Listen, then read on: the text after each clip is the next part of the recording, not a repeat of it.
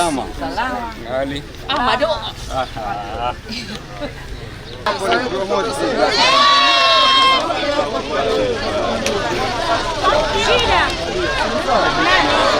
Ujui ilikuwa mpaka huyu makwaya hajui mkutano umefanyika ndani. ongea. Hapo nafasi aongee. Aize kuona. Lakini tunaomba Mungu, Mungu turehemu. Siku moja na sisi tukumbukwe. Siku moja na sisi tupate total deed zetu. Siku moja na sisi tuishi kama wengine venye wanaishi kule Kisauni. Kwani wale wanaishi kule na sisi ni wakina nani? Wale wanaishi na magari na sisi tunaishi tukitembea na miguu. Pumzi sisi ni moja. Huyu Mungu tunayemuomba sisi ni mmoja. Kwa nini sisi wasitukumbuke na total deed?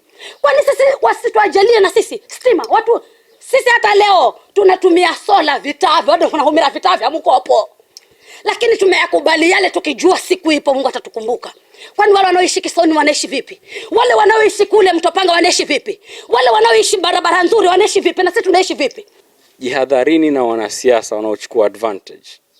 Kitu kidogo watakifanya ni kikubwa, kilete mtafaruku. Watu sasa wajua huko sijui Gung'ombe, watu huko wakifika watakatwa mapanga, sijui watapigwa sijui nini. Lakini sivyo, si watu wankaa hapo wazungumza.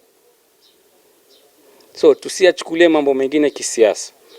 Mambo mengine ni maisha ya wananchi, especially mambo ya hati miliki. Tusiweze kuingiza siasa kabisa kwenye hii mambo ya hati miliki. Tumeomba wiki mbili tuishi kwa amani kwa hizi wiki mbili hadi tutakapokutana tena hapa, kwa sababu sisi ndio wenyeji na tumepeana huo uamuzi. Waziri inabidi summarize ili tuachane turudi mashambani.